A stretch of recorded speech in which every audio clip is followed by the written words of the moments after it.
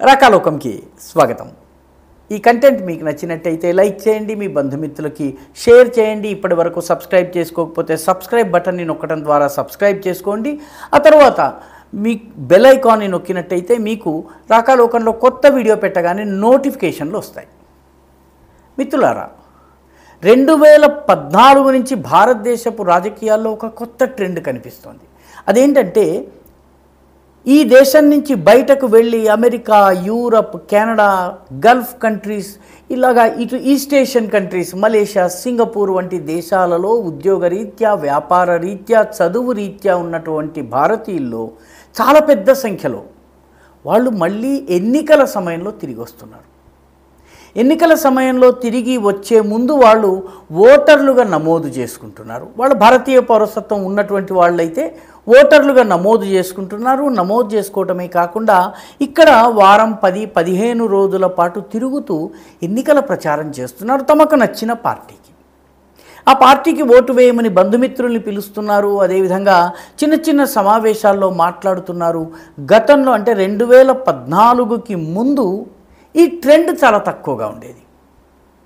2014 నుంచి ఈ విదేశాల్లో ఉన్నటువంటి భారతీయులు పెద్ద సంఖ్యలో రావటము, ఓటు వేయటము, ఓటు వేయించటము, ఓట్, సపోర్ట్, ప్రమోట్, ఈ 3 పనులు చేయటం. ఓటు వేయించటం, అదేవిధంగా తమకు నచ్చిన అభ్యర్థికి మద్దతు ప్రకటించడము, దానితో పాటు ప్రమోట్, ఆ అభ్యర్థి తరఫున ప్రచారం చేయటం, ఈ పనిని చేస్తున్నారు.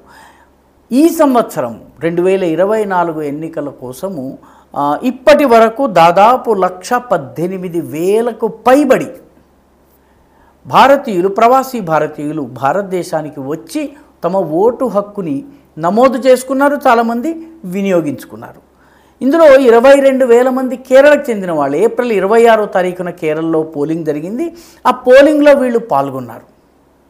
వీళ్ళు దాదాపు ఒక 12 చార్టర్డ్ ఫ్లైట్స్ బుక్ చేసుకుని, వ్యక్తిగతంగా 2-3 కలిసి వచ్చిన వాళ్ళు, 6-7 కలిసి వచ్చిన వాళ్ళు వేరు, కానీ ఏకంగా ఫ్లైట్స్ బుక్ చేసుకుని, చార్టర్డ్ ఫ్లైట్స్ మొత్తం అందరూ కూడాను గంపగుత్తగా పెద్ద సంఖ్యలో ఓటు వేయడానికి రావటము ఈసారి జరిగింది.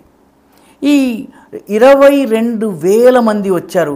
ఈ నెంబర్ చిన్న విషయం కాదు. ఎందుకంటే కేరళలో గత లోకసభ ఎన్నికల్లో 2019 లోకసభ ఎన్నికల్లో అక్కడ ఉన్నటువంటి 20 లోకసభ నియోజకవర్గాల్లో 50 లోకసభ నియోజకవర్గాల్లో మెజారిటీ 50,000 కన్నా తక్కువగా ఉంది.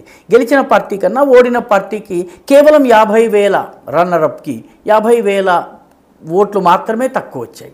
అంటే అతను 25,000 ఒక్క ఓటు కనుక సంపాదించుకుంటే తను గెలుస్తాడు. ఇది పరిస్థితి. అందున 2 నియోజకవర్గాల్లో గెలుపోవటములు 12,000 ఓట్లతో నిర్ధారితమయ్యాయి. కాబట్టి ఈసారి 22,000 మంది రావడం అంటే కనీసం ఆ క్లోజ్ కంటెస్ట్ జరిగినటువంటి 5 నియోజకవర్గాల ఫలితాలను కూడా ఎన్ఆర్ఐలు ప్రభావితం చేయవచ్చును.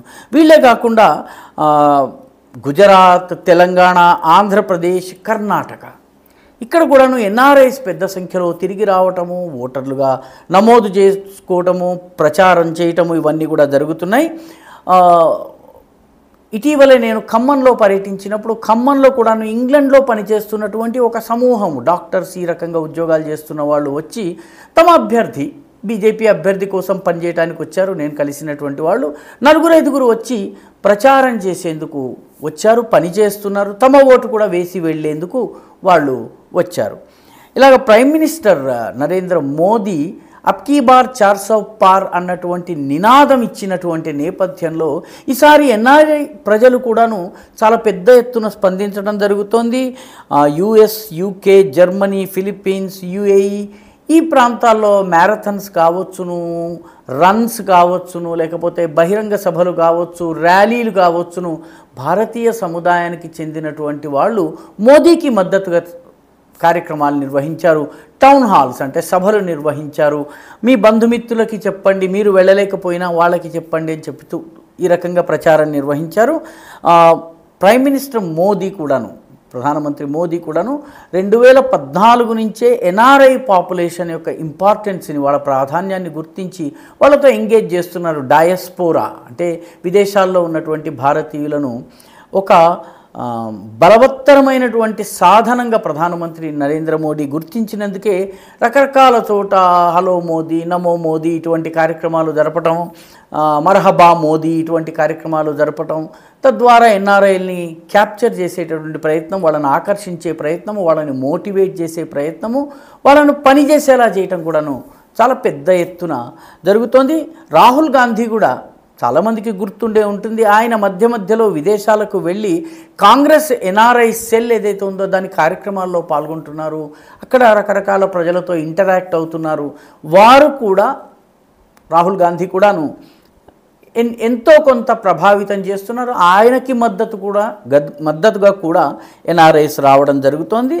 ఈ రకంగా కనుక చూసినట్టయితే 2014 నుంచి మొదలుపెట్టి 2024కు చూస్తే ఎన్నికల సమయంలో ప్రవాసీ భారతీయుల రాక, ఎన్ఆర్ఐల రాక దాదాపు 10 పెరిగిందని చెప్పి అధ్యయనాలు చెప్తున్నాయి. మొత్తం మీద విదేశాలలో ఉన్నటువంటి భారతీయులు కూడా భారతదేశపు ఎన్నికల పట్ల ఆసక్తిని చూపుతున్నారు, ఓటు వేసేందుకు ఆసక్తి చూపుతున్నారు.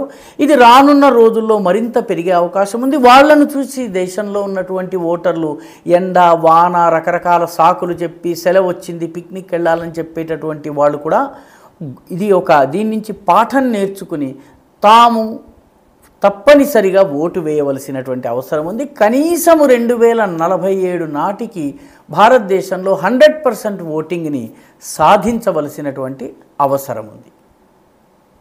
ఈ వీడియో మీకు నచ్చినట్టయితే లైక్ చేయండి, షేర్ చేయండి, మీ బంధుమిత్రులకి తెలియజేయండి. అదేవిధంగా మీ అభిప్రాయాల్ని కమెంట్ల రూపంలో తప్పనిసరిగా పంపించండి.